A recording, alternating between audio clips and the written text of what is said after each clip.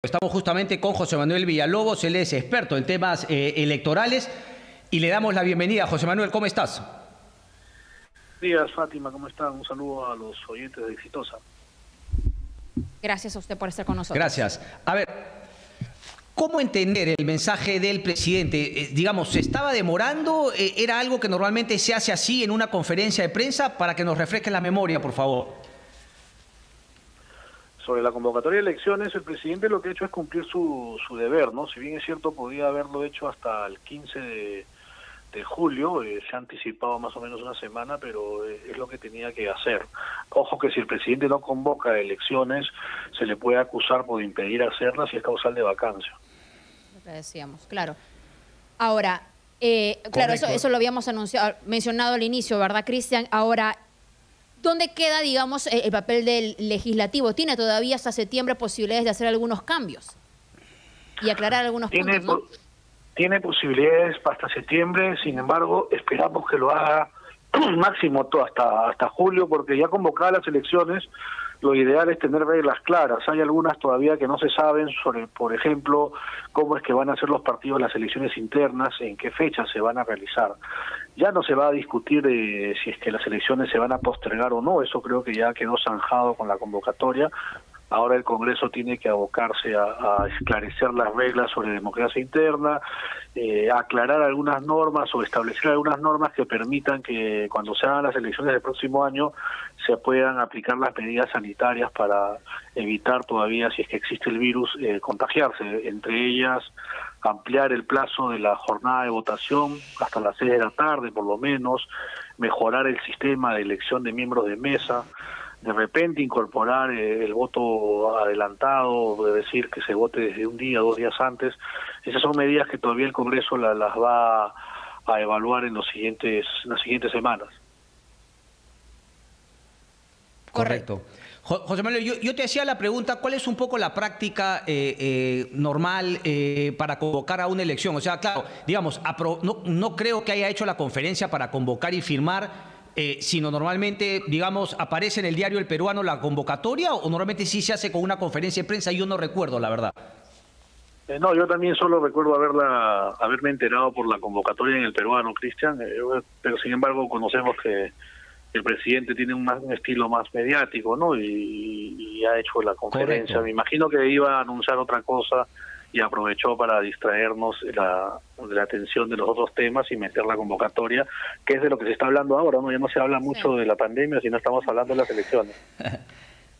Tal cual, tal cual. Y claro, eso también viene porque el Congreso, en vez de hacerlo calmadamente, maduramente y aprobar finalmente las reformas que se esperaba en la legislatura que acabó, también nos llevó un poquito a este juego de tronos. Pero, José Manuel, ¿qué esperas tú que se pueda lograr de cara a las próximas elecciones del 2021 en términos de reglas electorales? ¿Qué crees que es lo realista viendo esta nueva disputa entre Congreso y Ejecutivo por algunas reformas que sí podrían tener un impacto, como por ejemplo ya lo va a tener el impedimento de postular a los sentenciados en primera instancia?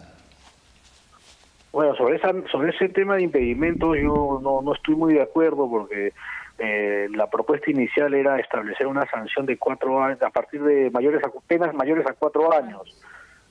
A última hora, el presidente de la comisión, porque los miembros del Congreso lo solicitaban, han ampliado a todos los delitos y a todas las penas. Eso significa que cualquier persona condenada en primera instancia va a ser impedida de postular, así haya cometido un delito leve. Claro, la gente dirá, pero es un delincuente que ha cometido un delito, está bien, es un delito, pero debemos recordar que la Constitución garantiza la presunción de inocencia y la doble instancia, y sobre todo en nuestro país, donde tenemos un sistema de justicia cuestionado todavía porque tiene muchos fallos que no son muy claros. Es muy fácil que un juez ahora va a tener el poder, si es que se aprueba esa reforma en segunda votación, va a tener el poder de sentenciar a alguien por influencias de terceros para dejarlo fuera de la competencia política. Y eso es muy delicado porque el derecho a la participación política también es un derecho fundamental. Creo que la gente es lo suficientemente madura para saber por quién votar Y si alguien está condenado en primera instancia o si tiene un proceso penal, si a la gente se le informa, pues la gente tendrá que decidir si vota por esa persona. En todo caso, para eso se iba a eliminar la inmunidad, para que si entraba alguien con una condena o con un proceso penal, no sea protegido. Pero bueno, ya se aprobó, yo creo que hay ese riesgo de que sí, que la justicia con malos jueces intervenga para perjudicar candidatos. Claro, es que si la práctica nos hubiera enseñado eso, no habría la necesidad de hacer este tipo de cambios, pero lo cierto es que la gente igual o se informa en la cola o a pesar de termina votando por ese tipo de representantes.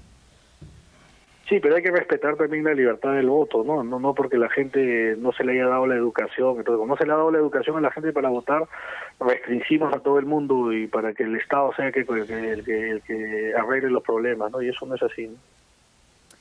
Bueno, hay un punto debatible, ¿no? Interesante también porque al final de cuentas sí. Sí, bueno, sí, todo es yo le quería preguntar a José Manuel, entonces lo que ha aprobado el Congreso, ¿tú crees que sería factible de tumbarlo, digamos, en alguna otra instancia? Si es que tú crees que afectaría también, porque claro, se había hablado de que afecta a un derecho, pero al mismo tiempo, digamos, cuando se pone en una balanza, por esa es la razón que en otros países sí se ha aprobado un impedimento como ese. Sí, en el tema de las sentencias condenatorias, la Corte Interamericana tiene algunos criterios sobre defender la presunción de inocencia y la doble instancia. Entonces, para la Corte Interamericana, una sentencia condenatoria recién adquiere firmeza cuando ha llegado a la última instancia, y señala la Corte y el artículo 23 del Pacto de San José que los derechos a la participación política solo pueden ser privados por una sentencia. Pero bueno, veamos, yo no creo que esa discusión en el corto plazo llegue a la Corte, y acá en el Perú, en nuestro ordenamiento interno, la ley creo que va a ser aprobada y va a ser vigente para el 2021, ¿no? Ok. Correcto. ¿Cabe alguna convocatoria adicional sobre el tema que se ha estado discutiendo, sobre el tema del referéndum? ¿Hasta cuándo se podría? No, ya no. El artículo 206 establece que el referéndum claro, salvo que la votación no se hubiera alcanzado los votos mínimos, ¿no?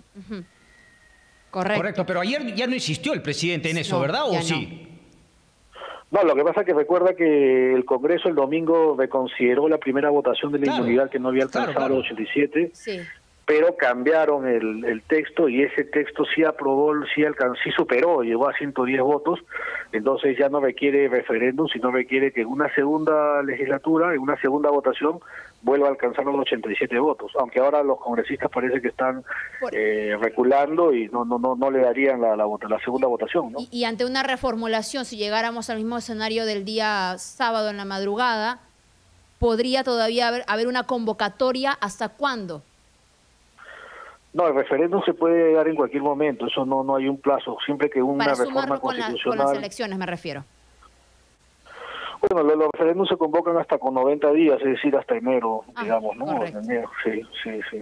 Podría alcanzar, en caso el nuevo texto que el Congreso propondría para aprobar la inmunidad y no alcanza los 2/3, podría ir a referéndum tranquilamente, ¿no? Correcto. Claro, pero el tema un poquito era por la pandemia. Bueno, fue lo que planteó el presidente el día domingo. José Manuel, una última... No, sí, hacer referéndum ahora. ¿Estaba analizando el Congreso de postergarlas un poco hasta mayo la primera vuelta? Eso estuvo discutiéndose el martes. El martes en la Comisión de Constitución se debatía un predictamen que entre las propuestas estaba postergar no solo la convocatoria, que hubiera sido recién en enero, sino las elecciones, postergarlas para el 16 de enero, pero ya como el presidente ayer ha convocado elecciones, ya no sería un despropósito que el Congreso apruebe una ley para desconvocar a elecciones y postergarlas, ¿no? Porque ya estamos en pleno proceso. Además que entre abril y mayo hay solo 5 semanas, las medidas sanitarias van a ser las mismas, hay otros países que están haciendo elecciones y que van a hacerla antes de nosotros. Ya la OEA ha establecido algunos instructivos para tomar en cuenta cómo hacer unas elecciones bajo la pandemia, así que creo que las condiciones van a estar dadas para hacerlas en la fecha prevista. Cristian, ¿no? Postergarlas iba a generar problemas porque entre la primera y la segunda vuelta tiene que haber un plazo para resolver las impugnaciones, las actas observadas.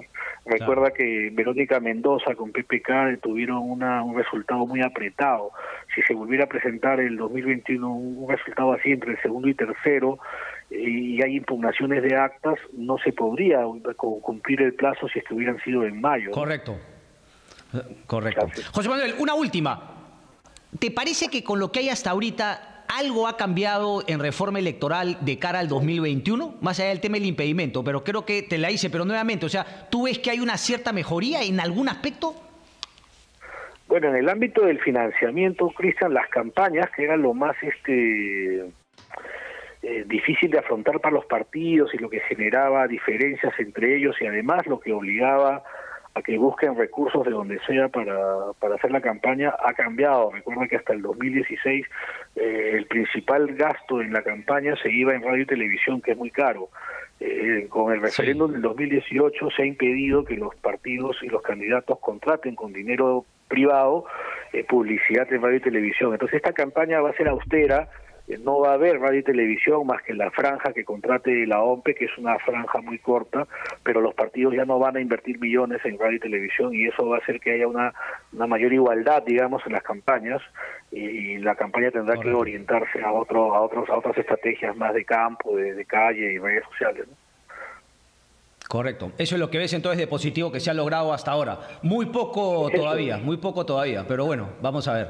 Sí, no, la reforma se ha ido por partes, no ha sido integral. Sí, hasta luego, Cristian. Hasta luego, Fátima. Muchas gracias. Gracias, José Manuel.